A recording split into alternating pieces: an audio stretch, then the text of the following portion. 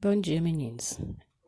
Essa é a nossa aula de geografia de hoje, segunda-feira, dia 11 de maio, e vamos começar o segundo bimestre estudando as zonas climáticas da América. Vamos entender as paisagens naturais da América.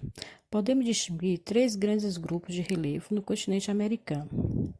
Conforme a posição é assim: a leste, os planaltos, e ao centro, as planícies e terras baixas, e a oeste, as altas cordilheiras.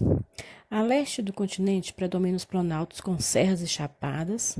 Na América do Norte, há o planalto Laurentiano, no Canadá, e os Apalaches, nos Estados Unidos. Nas áreas centrais, temos planícies formadas pelo depósito de sedimentos e depressões, resultantes dos processos erosivos. Peguem o material de vocês e vamos acompanhar, tá bom, gente? Vamos ver agora as zonas climáticas. Uma das consequências da grande extensão latitudinal do continente americano é a variedade de zonas climáticas. Polar. Nessas áreas, os raios solares atingem a superfície terrestre com menor intensidade por causa da inclinação da Terra.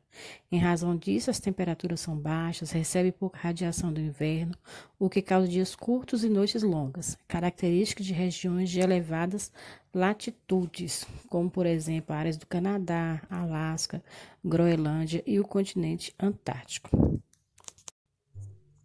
Já o clima temperado, de modo geral, nas áreas temperadas, as estações do ano são bem definidas. Verões quentes e invernos frios, inclusive com queda de neve, além de apresentar chuvas bem distribuídas durante o ano. Essas são características de regiões de latitude médias em torno de 45 graus, como os Estados Unidos, certas áreas do Canadá e a porção meridional da América do Sul. O clima tropical é característico de regiões de baixas latitudes, entre os trópicos de Câncer e Capricórnio. Pode ser encontrado em grande parte da América do Sul e América Central, como na região do Caribe.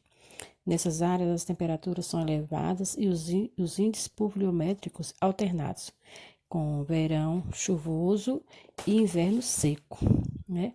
Então, são características de regiões de baixas latitudes, como o norte da América do Sul e as regiões norte, centro-oeste, partes do nordeste e sudeste brasileiro, além do Caribe, como eu já falei. Já o clima equatorial ocorre em áreas próximas à linha do Equador, sendo comum no norte da América do Sul. É quente e chuvoso o ano todo, né, com baixa amplitude térmica e índices pluviométricos chegando a 300 milímetros mensais. O clima subtropical é característico de regiões de latitudes médias, em torno de 45 graus, como a porção meridional da América do Sul. Nessas áreas mais próximas aos trópicos, os invernos são menos rigorosos. As estações do ano são bem definidas, com temperaturas baixas e rara queda de neve no inverno e temperaturas altas no verão. Os índices pluviométricos são elevados e regulares em torno de 120 milímetros mensais. O clima semiárido é um clima de transição entre áreas úmidas e áridas. Geralmente é quente, com chuvas mal distribuídas e escassas em alguns meses. Ocorre no Nordeste brasileiro, no México e nos Estados Unidos. Na região Nordeste do Brasil, o clima semiárido ele favoreceu o desenvolvimento da caatinga, que é um tipo de vegetação de pequeno porte com troncos retorcidos e espinhosos, e cactos, né, que armazenam água no seu caule. Agora falando do clima desértico quente e frio. O que são desertos? São áreas com poucas ocorrências de chuva, independente da temperatura. Assim, há desertos quentes, como o do México, e frios, como os da Patagônia. Os baixos índices pluviométricos são ocasionados pela passagem de correntes marítimas frias, que dificulta a evaporação e consequente formação de nuvens. A amplitude térmica nessas regiões é grande, variando mais de 20 graus em um único dia. O último clima que vamos falar é do frio de montanha. Ele predomina em locais de grandes altitudes, como a Cordilheira dos Andes e as montanhas rochosas. Em virtude das baixas temperaturas, o topo das montanhas mais altas fica coberto de neve. A temperatura cai à medida que a altitude aumenta, né? Então, porque à medida que o ar vai esfriando, o topo das montanhas vai ficando gelado, né? A temperatura cai em cerca de 6 graus a cada 1.000 metros de altitude e acima dos 2.000 metros há neve constante. Relevo do continente americano. O relevo do continente americano é marcado por grande diversidade de altitudes e processos de formação. As áreas localizadas a oeste sofrem influência direta do movimento das placas tectônicas, como dobramentos e vulcões. O relevo é moldado por climas distintos, o que confere ao continente enorme riqueza paisagística. A Cordilheira dos Andes e as montanhas rochosas na costa oeste referem-se a dobramentos recentes formados pelo movimento de orogênese. O que é orogênese? É o movimento de encontro das placas tectônicas que leva à formação de cadeias montanhosas. Aí vocês estão vendo um exemplo aí. Enquanto o centro e o oeste do continente, no Planalto brasileiro e nas Guianas, por exemplo, são escudos cristalinos antigos constituídos de rochas datadas do período pré-cambriano. As planícies correspondem às áreas pluvial e lacustre. De forma geral, como eu falei no início lá da aula, no início do áudio, podemos distinguir 3 grandes grupos de relevo no continente americano, conforme a posição. A leste, os planaltos, ao centro encontramos as planícies e terras baixas, e a oeste, as altas cordilheiras.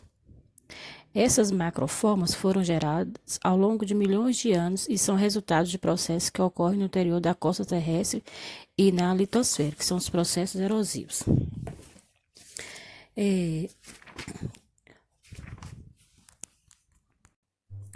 O continente americano, ele tem grande diversidade de formas de relevo.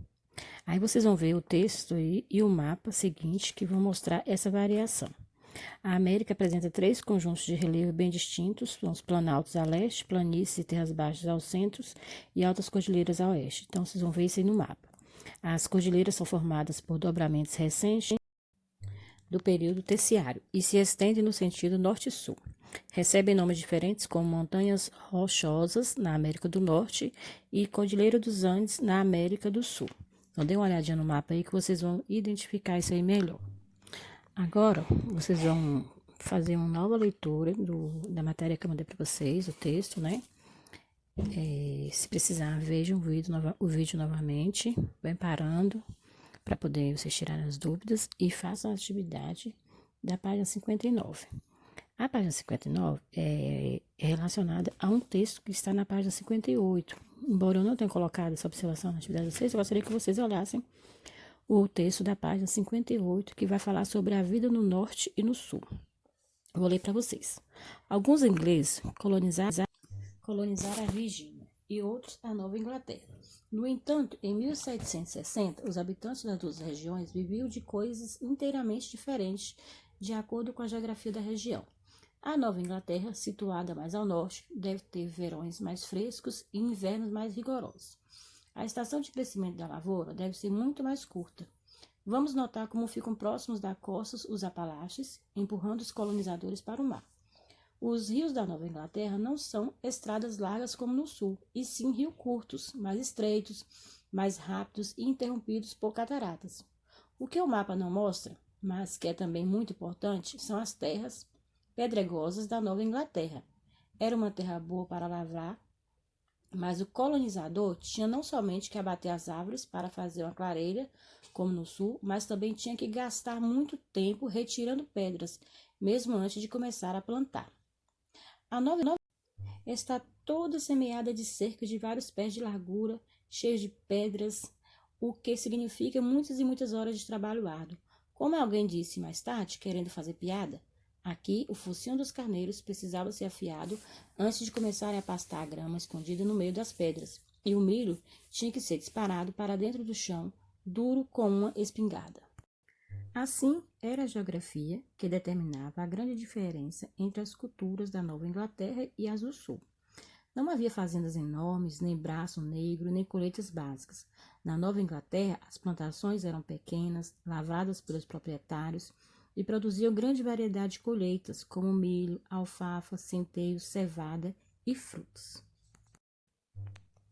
Agora vocês vão para a página 59, fazer as atividades numa folha à parte e me entregar.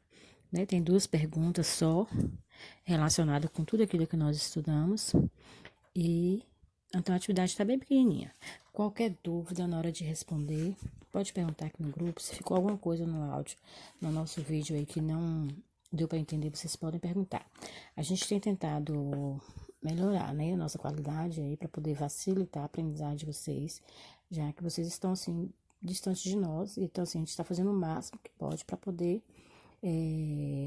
não deixar dúvidas. Mas mesmo assim, se houver qualquer dúvida durante o vídeo, durante a execução da atividade, aí vocês devem perguntar, tá?